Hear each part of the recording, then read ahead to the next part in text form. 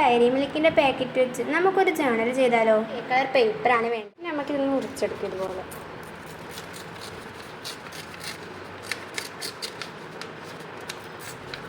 കേട്ടോ, ഇതുപോലെ അങ്ങ് മുറിച്ചെടുക്കാം. ശേഷം നമുക്കിതിവിടെ ഒട്ടിച്ചെടുക്കാം.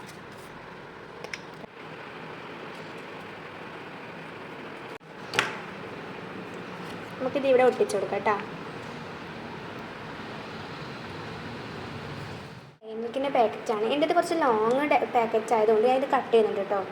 ഇതുപോലെ കട്ട് ചെയ്തതിന് ശേഷം ആ പീസ് കട്ട് ചെയ്ത പീസ് നമുക്ക് ഇതിനുള്ളിലോട്ട് ഇങ്ങനെ സ്ട്രേറ്റ് വെച്ചെടുക്കാം കേട്ടോ. അപ്പോൾ ഇത് ഇതുപോലെ കിട്ടും. ഇനി നമുക്കിതൊന്ന് ഒട്ടിച്ചു കൊടുക്കില്ല.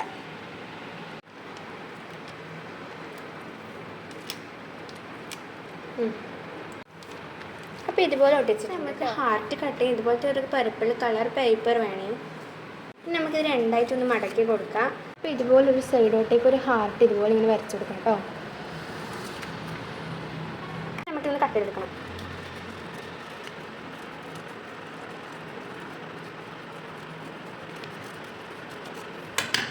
അപ്പോൾ ഇതുപോലെയാണ് വരിക. നമുക്ക് ഈ ഹാർട്ട് വീണ്ടും ഇതുപോലെ ബോർഡർ പോലെ വരച്ചിട്ട് വീണ്ടും കട്ട് ചെയ്യണം കേട്ടോ. നമുക്കിത് മുറിച്ചെടുക്കണം. അപ്പോൾ ഇങ്ങനത്തെ പീസാണ് വേണ്ടത്. ഇത് പിന്നെ വേണ്ടത് അതിനും കുറച്ച് ലൈറ്റ് കളറായിട്ടുള്ള ഒരു പർപ്പിൾ കളറാണ് വേണ്ടത്. അതും അതുപോലെ തന്നെ നമുക്കിതിങ്ങനെ മടക്കി എടുത്തിട്ട് മുറിക്കണം.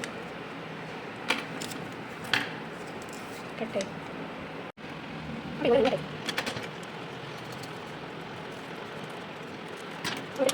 ഇതുപോലത്തെ 2 പീസ് ഇട്ടിട്ടുണ്ട്.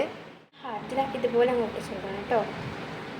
ഈ പീസ് നമുക്ക് ഈ ഒരു പോർഷനിൽ നമുക്കൊരു ഫ്ലവർ വെച്ച് പിക്ചർ അയച്ചു കൊടുക്കാം കേട്ടോ.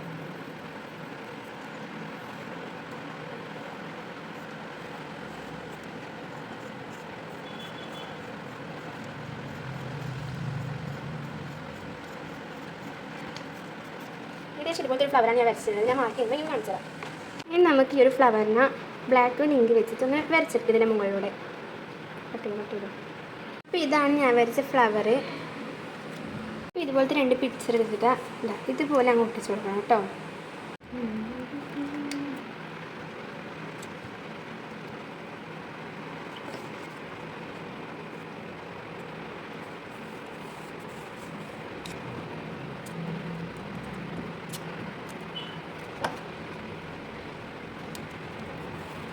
ഇതുപോലെയാണ് കേട്ടോ ഒട്ടിച്ചു കൊടുക്കേണ്ടത്. നമുക്ക് ഈ ഒരു പോർഷനിൽ എന്തെങ്കിലും അങ്ങ് എഴുതി കൊടുക്കണം കേട്ടോ.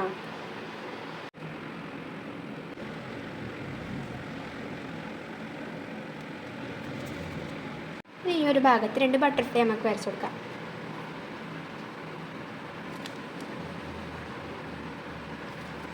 ഇവിടെ ഞാൻ വരച്ചെടുത്തിട്ടുണ്ട്. നമുക്കിതൊരു ബ്ലാക്ക് വെച്ചൊന്ന് ബോർഡർ വരെ വരക്കാം.